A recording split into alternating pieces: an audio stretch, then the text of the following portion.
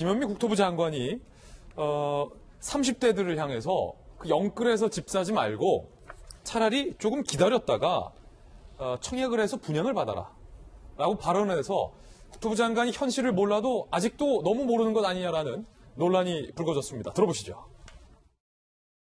영끌에서 집이 사는 것이 장기적으로 도움이 될 것인지 조금 기다렸다가 적정하고 합리적인 가격에 분양을 받는 것이 저희는 조금 더 기다리는 것이 좋겠다라는 생각을 가지고 있고요.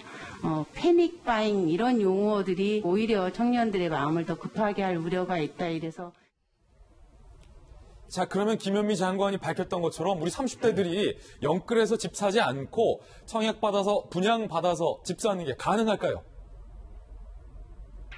오늘 몇몇 조간신문들은 사실상 불가능하다라고 얘기하고 있습니다. 그림의 떡이다.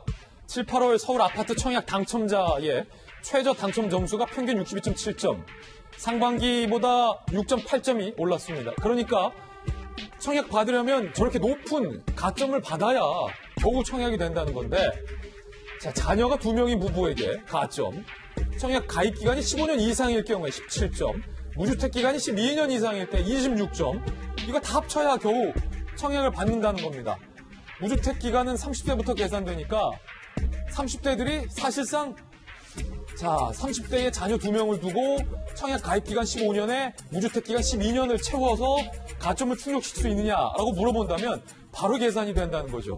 불가능한 얘기를 하고 있다라는 비판이 쏟아지고 있는데, 자, 이재명 기자, 국토부 장관의 바람은 많은 빚을 져서 청년들이 빚더미에서 집 한 채를 사는 것에 대한 안타까움으로 해석될 수도 있는 발언인 것 같은데, 국토부 장관으로서 현실을 제대로 인식하고 있느냐와 관련된 논란인 것 같은데, 자, 30대들이 이렇게 가점 받아서, 청약 가점 받아서 분양받을 수 있습니까?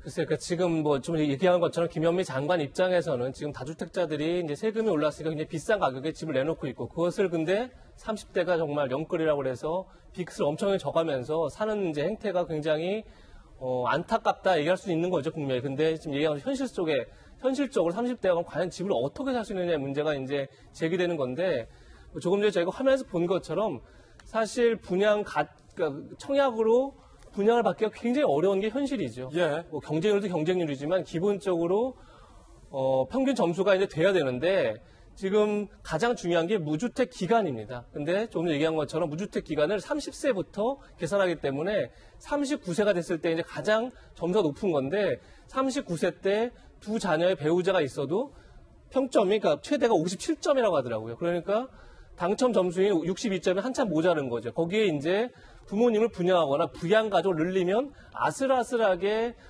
당첨이 될 수 있는 그런 점수가 된다 이렇게 얘기하더라고요. 그러니까 굉장히 어렵고 어쩌면 이제 지금 이제 자녀를 두 자녀 낳는 30대도 많지 않기 때문에 이거 아파트를 분양받기 위해서 아이를 낳을 수도 없는 거고 사실은. 그래서 굉장히 어려운 현실인 건 틀림없어 보입니다. 예. 그런 점에서 김현미 장관이 현실을 정확하게 이해하고 저 얘기를 했나 싶은데, 얘기한 것처럼 김현미 장관 입장에서 굉장히 안타까운 마음에 저 얘기를 했겠지만 좀 시장과의 괴리감 분명히 있어 보입니다. 그런데요, 저 답변이 나온 질문이, 김관선 변호사님. 30대들 영끌하지 마라. 정말 분양받을 수 있느냐. 라는 취지의 질문이었단 말이에요.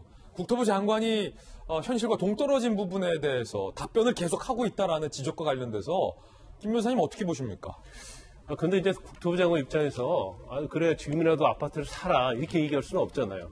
영끌해라 이렇게 할 수는 없잖아요.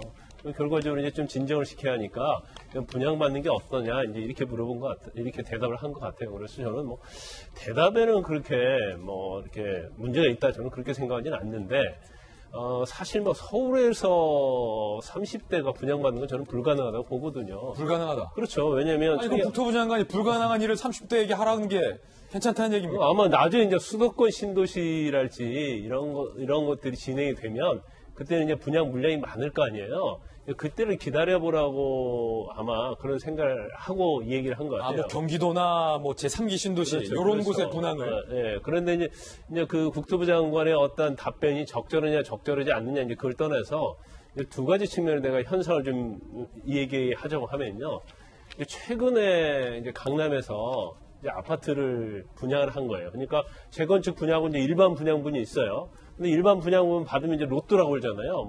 경우에 따라서 5억, 10억 이상 차이가 난단 말이에요.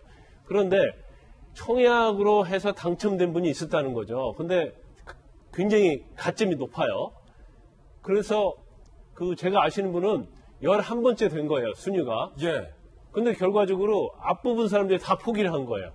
그래서 11번째 순위 있는 사람이 가져간 거예요. 그 이유가 뭐냐면 청약 점수는 높은데 무주택자에다가 당첨은 됐어요. 뭐 로또 당첨이 됐는데 대출이 안 되는 거예요. 아, 근데 설사 자금 조달이 안 됐다. 그렇죠. 점수가 높다 한다 하더라도 이게 이 청년이나 30대가 이 아파트를 분양받을 수 있는 여건이 지금 현재는 아주 불가능하다는 거죠. 예. 근데 두 번째는 예를 들어서 3기 신도시에 분양 물량이 많아요. 그런데 그 청년들이 직장이 서울의 중심 있고 그런다고 한다면 3기 신도시 가서 분양받고 싶겠어요? 결과적으로 분양도 안 되고 나중에 분양 물량이 많아도 집을 갖는다는 게 어렵기 때문에 결과적으로 30대들할지 처음에 무주택자는 영끌이를 할 수밖에 없는 그런 이제 구조가 형성이 되어 있기 때문에 이제 분양을 받으라는 것 자체는 적절하고 안 적절을 떠나서 현실에 맞지 않는다는 거죠. 예. 그런가 하면 김현미 장관은 현 정부의 이른바 부동산 정책 등을 집중적으로 비판해서 화제가 됐었던 시무 7조 글을 안 읽었다라고 답변을 해서 뒷말을 낳고 있습니다. 들어보시죠. 장관님 혹시 요즘 유명한 세간의 화제가 되고 있는 시무 7조 상소문 읽어보셨어요? 읽지는 않았습니다. 예. 시무 7조 상소문의 그 내용이 구절구절이 잘못된 주택정책과 관련된 내용이 추정은 되세요? 안 되세요?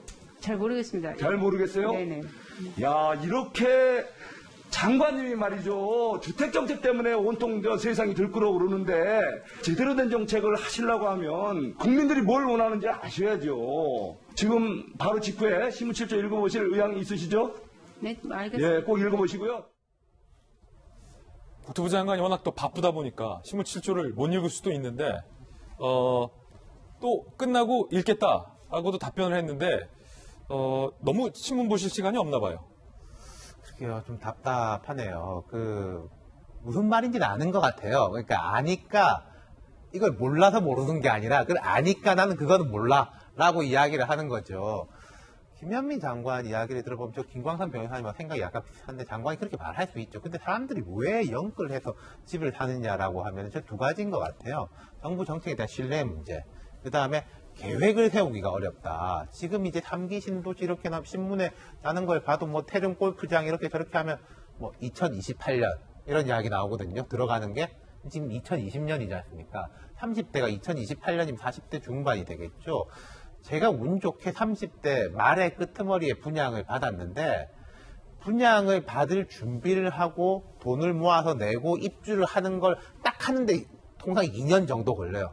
그냥 바로 이게 된다 하더라도 그러면 좀 있다가 저기에 되면 저기에 내가 하고 말고라는 계획을 세우기가 되게 어렵거든요. 7년, 8년에 대해 가지고는 내가 그때까지 요즘 세상에 뭐 직장을 계속 다니고 있을지 어떻게 될지 우리 아이가 어느 학교로 갈지 그냥 알 수가 없는 상황이지 않습니까? 그 불확실성 때문에 그런 거기 때문에 저는 정부가 뭐 나쁜 마음을 갖고 있다고 생각하진 않고 조금 더 구체적 계획을 세워주셨으면 좋겠어요. 예. 어느 신도시는 뭐 몇 년, 어디는 몇 년, 어디는 당장 언제부터 가능하다 이렇게 하면은 예컨대 올해 사지 말고 내가 1년은 미룰 수 있겠구나, 2년은 미룰 수 있겠구나 이러는데 뭐 7년, 8년 이렇게 보기는 어렵잖아요. 그렇군요.